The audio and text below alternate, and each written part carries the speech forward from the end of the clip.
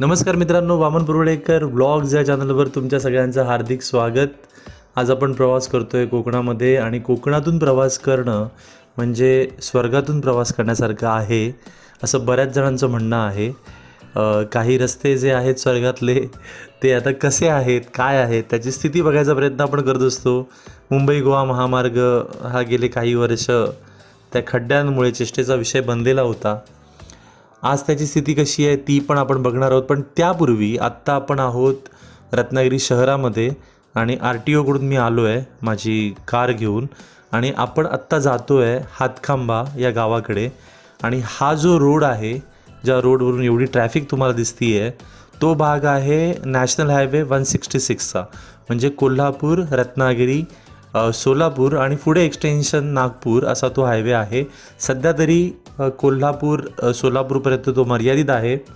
मागे एक त्यांचं असं नियोजन होतं की हा हायवे रिनेम करून आणि त्याचं एक्सटेन्शन करून नागपूरपर्यंत न्यावा। पण आत्ता तुम्ही जर गुगल सर्च केलं आणि विकिपीडियाला गेला तर तुमच्या एक लक्षात येईल की सध्या तरी 166 हा सोलापूरपर्यंत मर्यादित ठेवला आहे त्यांनी आणि त्याचाच हा भाग आहे ज्या रस्त्याने आता आपण प्रवास करणार आहोत।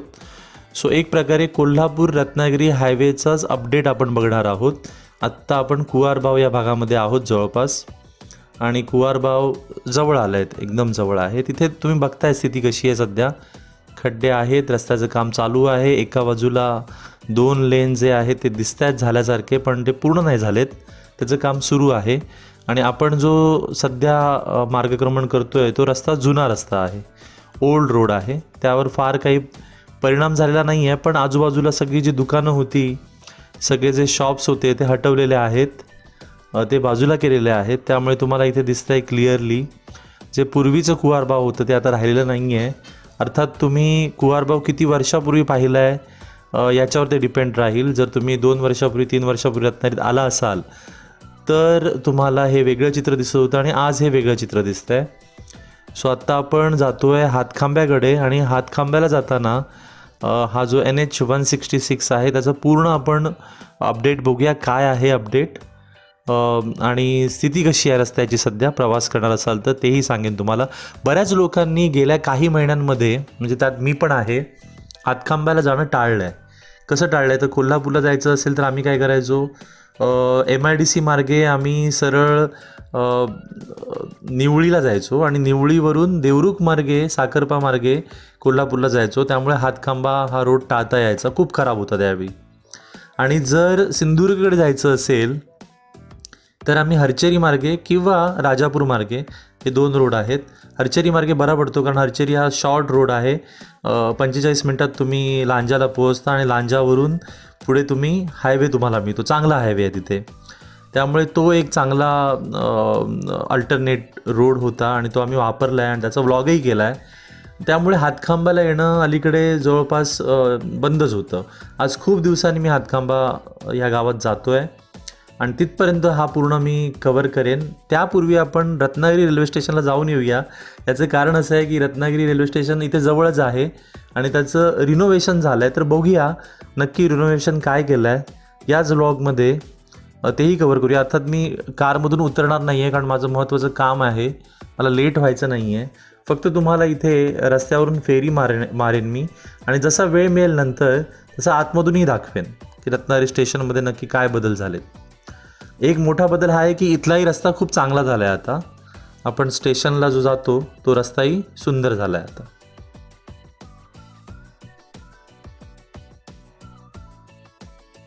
जसं खाली जयस्तंभ ते खाली आठवडा बाजार तिथे कसं त्यांनी चिऱ्याने बांधून काढलं आहे, डिवायडर पूर्ण सुशोभीकरण केलं आहे, तसं इथे दिसतं आहे। हे डिवायडर जे आहेत जुने डिवायडर ते अगदी चांगल्या चिऱ्यांनी वगैरे आणि हे दिसायला लागलं आहे बघा आता। हे आहे नवीन झालेलं आधुनिकीकरण केलेलं स्टेशन। अर्थात पूर्ण स्टेशन नाही गेलं आहे तर फक्त फ्रंटचा भाग जो आहे, पुढचा भाग आहे तो फक्त त्यांनी बदलला आहे, सुशोभीकरण केलं आहे। बाकी आपलं स्टेशन आहे तसंच आहे, खाली प्लॅटफॉर्म्स वगैरे, पण इथे वर तुम्ही बघताय मात्र विशाल असा एक लुक दिला आहे त्याला। खाली टॅक्सी किंवा कॅबसाठी स्पेशल त्यांनी रिक्षांसाठी स्पेशल जागा ठेवली आहे, आपल्या बाहेरून येणाऱ्या गाड्यांसाठी एक जागा ठेवली आहे, पार्किंगची व्यवस्था आहे आणि प्लॅटफॉर्म प्रचंड वाढवला आहे. प्लॅटफॉर्म म्हणण्यापेक्षा वेटिंग एरिया होता तो वाढवला आहे त्यांनी असं दिसतं आहे. सो चांगलं काम झालं आहे.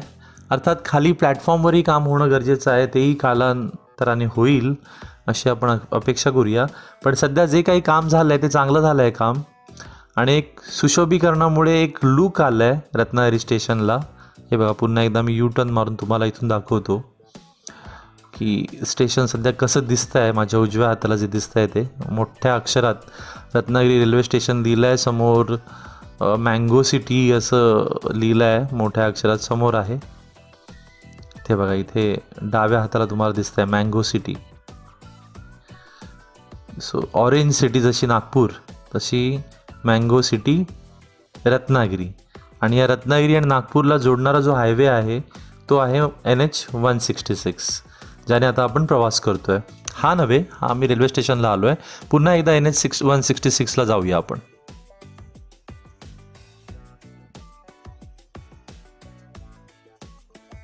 सो मित्रांनो, पुन्हा एकदा 166ला मी प्रवास करायला सुरुवात केली आहे आणि आत्ता हा जो भाग आहे कुवारबावचाच भाग आहे. थोड्या वेळाने कारवांची वाडी येईल, पण कुवारबावमध्ये खूप मोठा आमूलाग्र बदल जो म्हणतो ना आपण तो झालेला तुम्हाला दिसेल. जर तुम्ही वर्षभर 2 वर्ष जर इकडे आला नसाल तर तुम्हाला हा सगळा भागच बदललेला दिसेल. तुम्हाला आठवत असेल त्यावेळी तो छोटा रोड, बाजूला सगळ्या टपऱ्या असायच्या, त्यानंतर छोटे छोटे शॉप्स होते, सगळं आता इथलं गायब झालं आहे.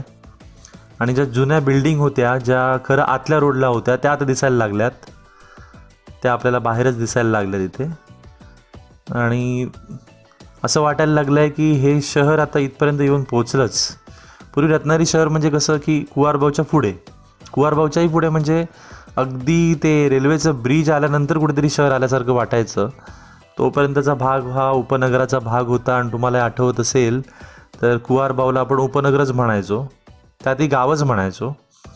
पण आता मात्र ही परिस्थिती बदलली आहे. इथे खूप प्रोजेक्ट झालेत आणि प्रचंड प्रमाणात जे सदनिका असतील किंवा अपार्टमेंट असतील ते इथे उभे राहिलेत. हा भागही तसाच प्रसिद्ध झाला आहे या सगळ्या गोष्टींसाठी, डेव्हलपमेंटसाठी, आणि तो आहे कारवांची वाडी. कारवांची वाडी पण बदललं आहे. जुनी रत्नागिरी जी होती ती आता कुठेतरी गायब होताना दिसती आहे.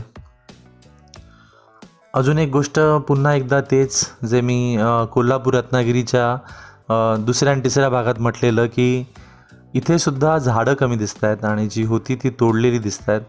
सो प्रशासनाने याकडे लक्ष द्यावं आणि आमच्या ज्या सामाजिक संस्था आहेत किंवा आपल्यासारखी लोक आपणच करणार आहोत हे की इथे झाडं लावावीत आणि झाडं दिसावीत पुन्हा एकदा.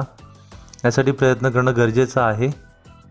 तो अवेअरनेस एक आहे, तो क्रिएट करायची गरज आहे आपल्याला. जवळपासच्या ज्या ग्रामपंचायत आहेत त्यांना कॉन्टॅक्ट करून असं काही करता येईल का, आजूबाजूला झाडं लावता येतील का वगैरे याचे प्रयत्न आपल्याला करायची गरज आहे. आता आपण महालक्ष्मीच्या अगदी जवळ आलो. हे आकाशवाणीचं केंद्र तुम्हाला दिसतं आहे. या आकाशवाणीच्या केंद्राच्या जवळचं काम मात्र अजून झालेलं नाही आहे. तेवढं होतं आहे, सुरुवात केलेली दिसती आहे. कदाचित पुढच्या 2 ते 3 आठवड्यामध्ये इथेही काम दिसेल आपल्याला, कारण गटार तर दिसतं आहे आपल्याला बांधलेलं. जेव्हा गटार बांधलेलं दिसतं त्यावेळी लेवल करायला सुरुवात होते बऱ्यापैकी. पण आता इथे फार काम दिसत नाही आहे. आणि महालक्ष्मीचा स्टॉप पण आता जवळ आला आहे. मंदिर, हे प्रसिद्ध मंदिर आहे रत्नागिरीतलं. एक नवरात्रीच्या वेळेचं एक तीर्थक्षेत्र महत्त्वाचं म्हणायला पाहिजे, कारण भरपूर लोक इथे देवीला पाया पडायला येतात. आणि हा एक प्रोजेक्ट आहे इथे अपार्टमेंटचा आणि रो हाऊसचा. त्या प्रोजेक्टच्या दरम्यान तुम्ही बघता इथे पुन्हा एकदा इथे काम चालू आहे. काही प्रमाणात झालं आहे, परंतु इथे तसं बघायला गेलं तर रत्नागिरी स्पेशली कोल्हापूर हायवे जो आहे याचं काम तसं तुलना केली जर मुंबई गोवाशी, मी तुलना करतो आहे हे लक्षात घ्या, तर तुम्हाला जरा काम फास्ट गतीने होताना दिसतं आहे. मी मुंबई गोवाशी तुलना करताना नेहमी असं का म्हणतो, तर मुंबई गोवा तुम्हाला माहिती आहे कधीपासून सुरू झाला आहे. अगदी कुडाळ, सिंधुदुर्ग त्या भागात सुद्धा ज्यावेळी तो कंप्लीट झाला त्यावेळी जवळजवळ 4 ते 5 वर्ष लागलेली. म्हणजे 15-16च्या दरम्यान कुठेतरी कामाला सुरुवात झालेली आणि 18-19च्या दरम्यान तो पूर्ण झाला. आणि इकडे तर सोडूनच द्या, रत्नागिरीची स्थिती वाईटच आहे. पुढे संगमेश्वरपर्यंत गंभीर स्थिती आहे रस्त्याची. काम चालू आहे अजूनही, पण त्या मानाने असं वाटतं आहे की हा जो रत्नागिरी आपला हायवे आहे, कोल्हापूर हायवे, तो मात्र चांगल्याच गतीने होतो आहे, फास्ट होतो आहे. ही एक चांगली गोष्ट आहे. आता आपण बऱ्यापैकी चांद सूर्याच्या जवळपास पोहोचलोत आणि इथे एक चांगला रोड दिसतोय आपल्याला, म्हणजे हे काम इथे झालेलं आहे. तर मगापासून मी प्रवास केला आहे, त्यात असं वाटतंय मला की थोडे पॅच सोडले तर रस्ता चांगला आहे. अगदी पूर्वीच्या रस्त्याशी मी कम्पेअर करतोय, 4 महिन्यापूर्वी, 5 महिन्यापूर्वी किंवा पावसाळ्यात जी स्थिती होती त्याच्याशी मी कम्पेअर करतोय.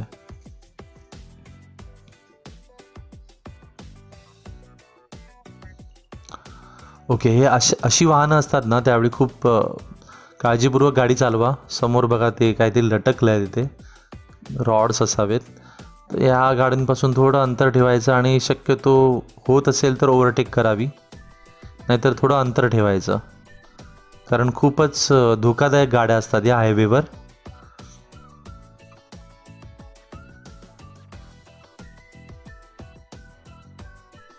ओके, अजूनही मी त्याला ओव्हरटेक नाही केलं आणि चांद सूर्या भाग आला आहे. समोर तुम्हाला दिसतंय बघा, पूर्ण डोंगर फोडून हे जे टर्न आता इथे शक्य आहे. व्हिजिबिलिटी चांगली आहे, सो करूया ओव्हरटेक, काय हरकत नाही. पण हा भाग जरा धोकादायक आहे हे लक्षात ठेवा. इथे अनेक अपघात झालेले आहेत आणि जर व्हिजिबिलिटी नसेल, दिसत नसेल समोर, तर ओव्हरटेक करायचंच नाही, कारण खूपच अपघात या भागात झालेले आहेत पूर्वी. आता रस्ता सरळ झाल्यावर कदाचित हे अपघात कमी होतील. आणि पूर्वी इथे प्रॉब्लेम व्हायचा, जे आपल्यासारखे कार चालवणारे आहेत त्यांना पुढचं दिसायचं नाही, सो तो एक मोठा इश्यू होता. इथे अजूनही बघा, तुम्हाला लक्षात येतं आहे की आपल्याला अजूनही समोरचं व्हिजिबल होत नाही, आत्ता थोडं व्हिजिबल व्हायला लागलं आहे. सो हा इथे एक इश्यू होता.